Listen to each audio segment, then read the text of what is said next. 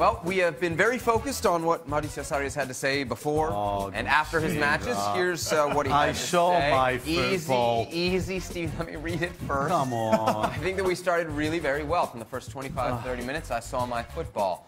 We moved the ball really very fast with good movements with the ball, and were really dangerous.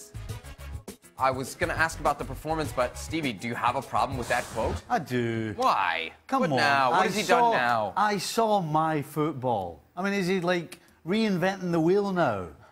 I mean, come on. Don't.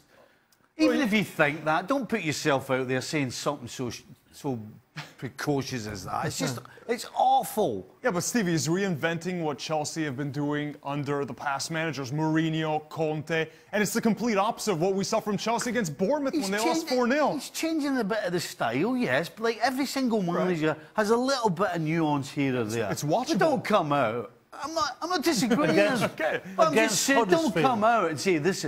Oh, I saw the way I saw my game. Like, is he the only one that's ever coached a team or knocked a football around the field? It was a training game against Huddersfield. They're the worst team that's been in the Premier League for a long, long time. Let's dive in on that. I mean, we can pick apart what he said in the post-match press conference all we want. Did you buy this as a reaction to the last week, or simply beating up on the worst team in the league? I think a little bit of both, to be perfectly honest. I mean, when you've got so much quality in your side, as this Chelsea side has, and when they do want to turn it on against a very, very poor Huddersfield side, I mean, this is definitely the outcome. This game could have been 7, 8, 9. It could have been whatever they wanted it to be. Tell you what, that was a centre-forward's goal. Higuain scored. Oh, it was terrific. The first one. Oh, that's a proper centre-forward's goal. Is this just a normal mid-season malaise for a team in cruise control, or are there some real concerns here ahead of Champions League? The funny thing about the malaise is they still have a 9-point lead over Napoli. Yes, they've been playing dreadfully. Last weekend against Lazio, that first half, the worst performance I've seen from Juventus since this dynasty began. Then you go into the midweek, you travel to Bergamo, a mid-table team in Atalanta. They wipe them off the park. They knock Juventus out of the Coppa Italia, a cup that they've dominated. Allegri has to answer some questions now. He's got a bit unlucky as well. His backline all out. BBC, Barzagli, Bonucci, Chiellini all out. And today you could see they just had to sign an emergency center back and Martin Cáceres to fill in. And he started today alongside Rugani, a young defender who hardly ever plays. You had the backup goalkeeper in there, Mattia Perin. But other than that, it's just the midfield isn't good enough. They didn't address the one problem they had in the January transfer window. They want to win the Champions League. They have to get a world-class midfielder. They don't have one. This is the problem that they want to address. They talked about Aaron Ramsey from Arsenal, but is that really the jump in quality that they need? I mean, they're playing Sami Khedira, who, bless him, today he actually had a good performance, but he can't move anymore. And even the other ones, they're just not good enough when you compare them to the midfield units of Barcelona, even to the likes of Real Madrid, to the likes of Manchester City. And that's one area that I worry about, because other than that, you have Ronaldo, you have the best defense in the world, great goalkeeper, great attack, so many wingers, but that midfield unit, it's got to improve. Sebastian Giovinco moving on from Toronto FC. All week we've kind of been debating his place in MLS history. Let's just focus on kind of international designated players. I think you can make a pretty strong case that he's the greatest we've ever seen in this league. Forget, Beckham off the field stuff, just on the field stuff. Where do you think he fits? I think he's in the conversation. I mean, you just look at the numbers. 68 goals, 52 assists in 4 seasons. Numbers say one thing. The team won. He won a ton of trophies. I'm still impartial to Robbie Keane, though, Seb. I saw what Robbie Keane did from opening, coming in, and yes, he had Landon Donovan and David Beckham, but you also look at Giovinco. He had the Michael Bradleys and Josie Altidores and a team that spent $9 million more than any other team in Major League Soccer. So I'm not going to say Toronto didn't have the tools around Giovinco. I think he's in the conversation unequivocally. But if you're asking me, which you are, I'm looking at Robbie Keane. I still think Robbie Keane is the best designated player internationally that we've seen in MLS history. Let's bring it in the studio, get a little bit more perspective on Giovinco. Matteo, I wonder what the reaction was in Italy to his time here, because here he was certainly a superstar. Yeah, he was a superstar, and it was perfect for MLS, right? Because he's the kind of player that I think even the casual fan can appreciate and start loving, even more so than a Beckham, just because of his playing style, right? He's so easy to love. He's this diminutive, incredible dribbler, scoring spectacular goals. And to think that he went from a situation in Italy where he was a backup at a good Juventus side, he was very good for mid-table teams, but couldn't crack into the top 4 in Italy. And he comes here, he gets to 6 times his wage, and he becomes a folklore legend of the league. I thought he made the perfect career move and also the perfect financial move. He was called just recently into the Italian national team. I mean, now the move to Saudi Arabia, I guess no future there. I don't think he has a future there. There's very good young Italians that Italy now has to focus on for the next World Cup. Unfortunately, Giovinco just left during his prime Italy, and even then when he was in Italy, he wasn't getting many call-ups with the Italian national team, and rightfully so. All right, we made it into extra time. Did it again. I knew you were going to. Did it again. That was for you. Oh, thank you. Yeah, right. All right. All right. All right. We are here, Paul. No, we're Stevie, Matteo, Seb, here to answer your questions. full information, this boy. Hashtag FC Extra Time. Where are we? Get us your question. We're here. Oh, we're here. We're here. First question goes to Paul Mariner. Are the Revs going to make the playoffs this year? He is a New England Revolution employee. Oh, So. pressure. Many acquisitions in the right areas. Marquee acquisitions. some would say. Remember you work for the Revs? DP players.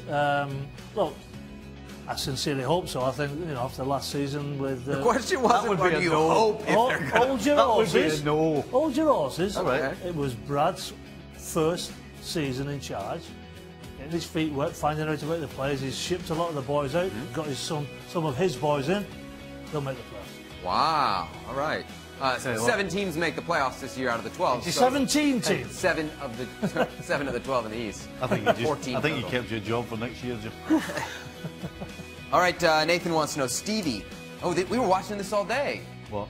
Strong start. So does Scotland have a shot at the Six Nations No. in rugby? No. Let the Scotsmen speak first. You know what? I'd have to say, if they get all the luck that's going to do because they throw the ball around. Yeah, I thought the Scotland Maul today was a little bit impatient near the try line.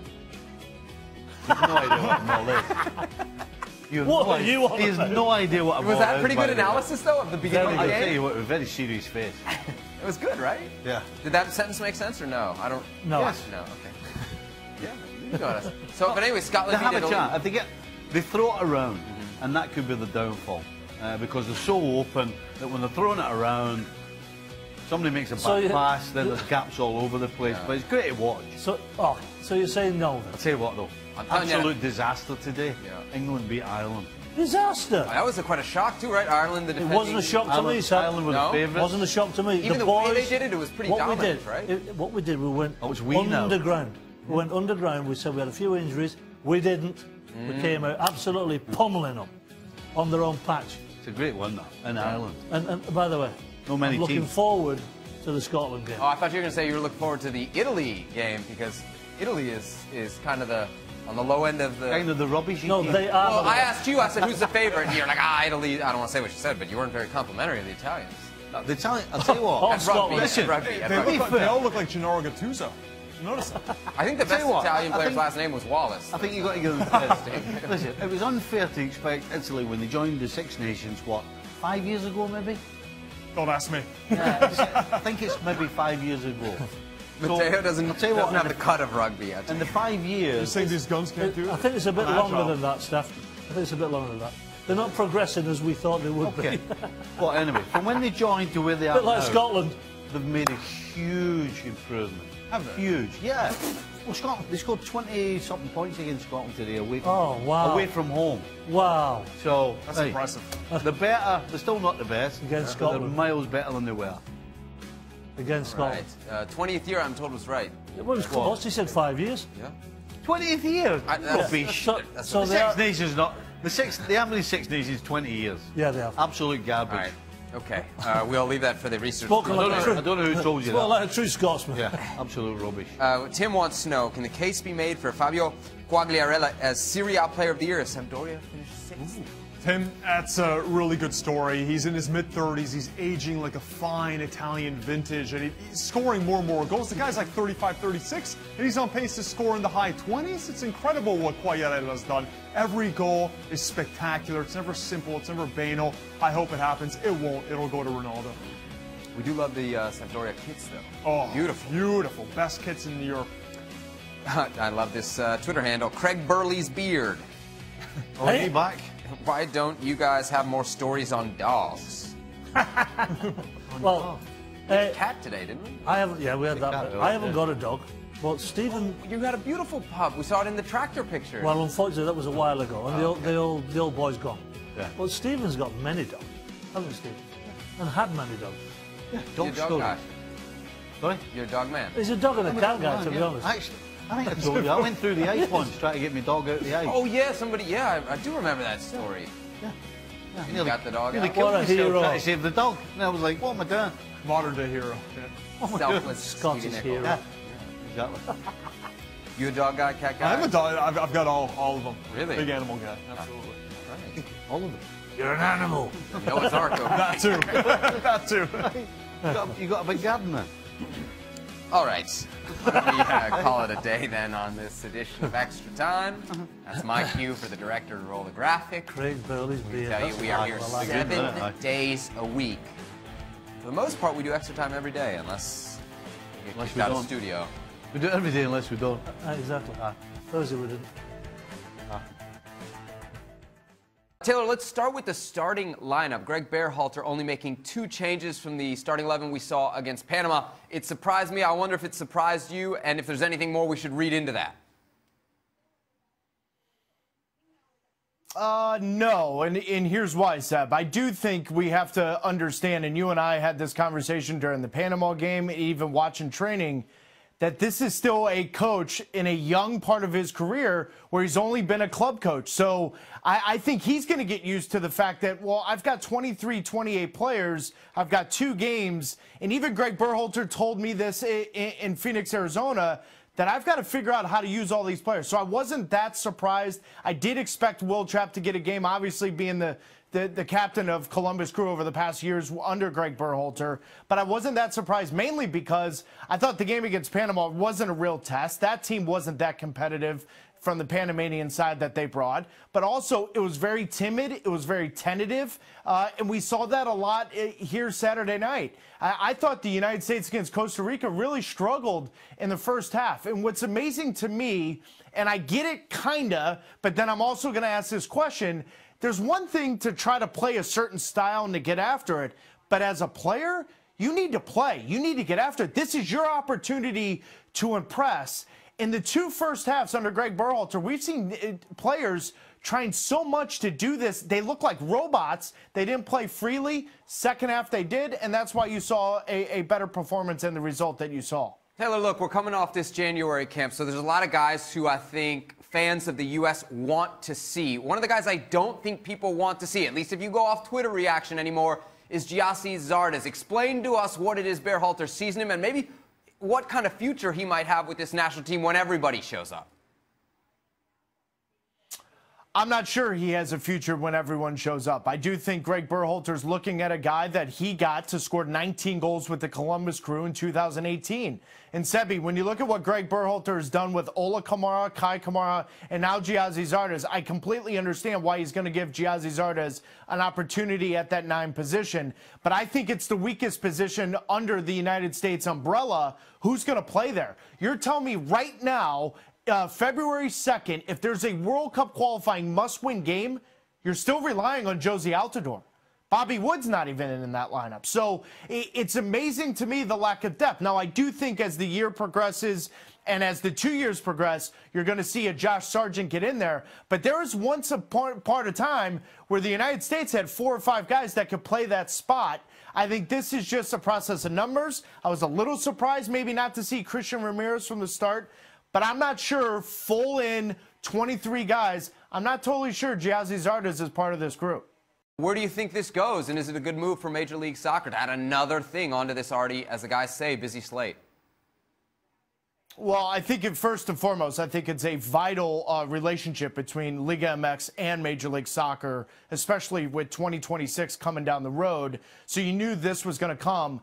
But to double down a little bit, Paul and Stevie didn't get enough credit because this was also during a time in Major League Soccer in 2008 when there was no real roster depth. You basically had your 18 to 22 players, and that was it. So the fact that they managed the roster well in 2008 and we won that competition, I think the competition in from 2007 to 2010 was before its time. Now, I do think there's a place for it as long as the timing's right because, again, I go back to it. The MLS schedule is a tricky one. So now you're going to say in the middle of August to the October 1st, you're going to play an 8-team tournament, and you're going to say to 4 teams in Major League Soccer, 2 of them that are maybe outside the playoff range, like we did Campeones Cup last year, where Toronto had to make a real decision. That's the difficult part of this because the schedules don't align, but the relationship does. And I think there's going to be bumps in the road, but I think by 2022 and 2024, before that World Cup comes around, this relationship's vital for the game, not only in Mexico, but also more importantly in Major League Soccer. Because, Seb, I've said this numerous amount of times on our air, is that the #1 rated games on television in our country is not the English Premier League, it's not the Bundesliga, it's not Champions League, it's Liga MX. So at some point, you've got to recognize that and try to align yourself with that. I think Major League Soccer is doing that. But again, those 2 gentlemen at your desk, they didn't get enough credit because there was, 18 of us, 19 of us, and some of us were injured. The fact that we won that in 2008, I guarantee you, I don't know where that trophy or watch or whatever we got is, but they deserve more credit than they got.